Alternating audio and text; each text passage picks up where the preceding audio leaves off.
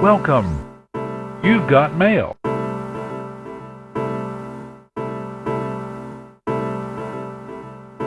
You ever told a bitch I got G's? No. You ever made a biddy hit her knees? No. Well, guess what? I'm JB. I'll make a bitch say, hey, front row shaker, you a bad bitch. Well, it's been a while since I've done one of these. Android Ari, the internet nobody, just having a bit of a yap session. Sorry if the video is not all that visually inclined, one could say. This is me just talking about Jamar Rose's most recent debacle within the nerd community, if one can even call it that, and why exactly NerdEuphoria didn't do what was intended. I think it goes back to what I said early on when my original video about Jamar Rose was made. No personal beef he had with any of these people. It was purely competition. So, how does Jamar Rose's song fail in this capacity? Well, simply be, it comes across as a bit petty. The main target that I'll get to in the song is Dizzy 8. Dizzy 8 is someone who actually introduced me to Jamar Rose. Jamar Rose, before that I did not know of him, and his verse on the Fire Cypher did not appeal to me.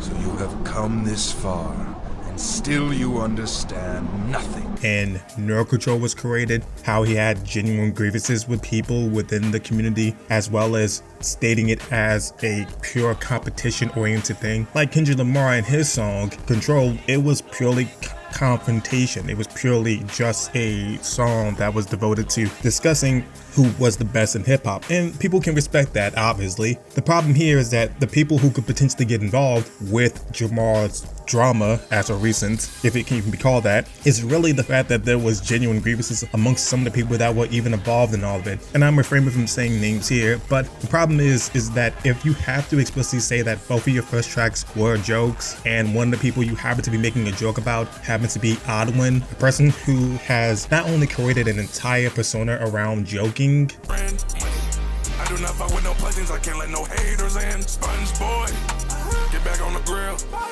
The customers already waiting, they already pay for the meal. But also as a person who has Reddit forums devoted to making him laugh, or videos devoted to paying his viewers if they can make him laugh. If you make me laugh, you can get 15 bucks.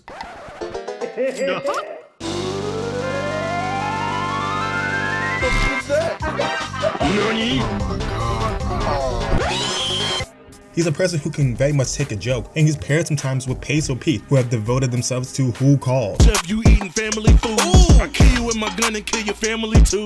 You can go snitch, but just know these niggas can't believe you. Hey man, you ain't got you no pesos, you ain't finna get you no pee. How you bring a 5-pack of backwoods but only bring like 2 grams of weed? I ain't session with your broke ass no more, man, stop asking. I ain't fucking with your weird ass no more, man, stop lacking. You was saucing on a jit, she was 16 years old. You what? This is not a person who is not capable of taking a joke. It's the framework you use. Let's take into example Drop It Give Me 50.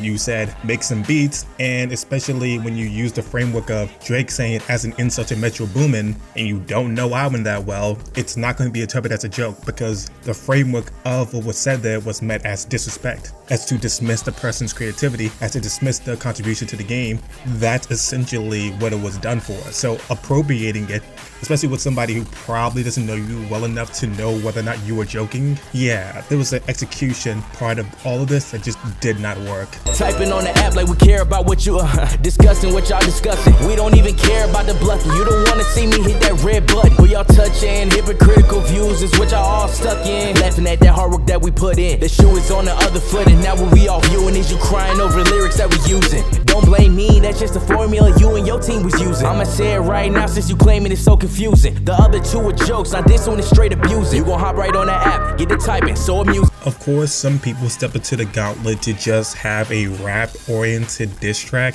such as JB, The Boss, and Surveyed. Learning from their mistakes, when playing with the big kids, never going your way, cause you throwing punches around but can't take a punch to the face. Now he claiming it's just a game. And McGuire on my features like I'm rusted. Hey, seem to be more like Luis with the folks on your team. team getting canceled like nothing. You seen what happened to the last guy who tried lube, now we in the sun. And that's where you at, you just a bit above him. My rank is all highlights outside when I'm pumping.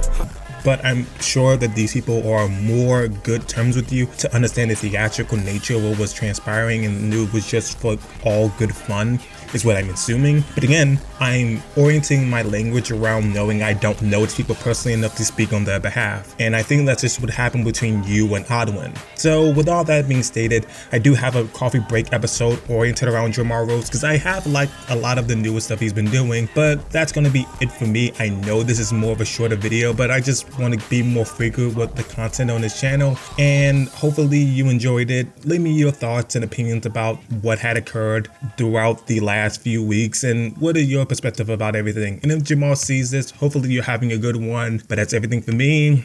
I'm Andrew Ari, the internet nobody, and I'll see you when I see you.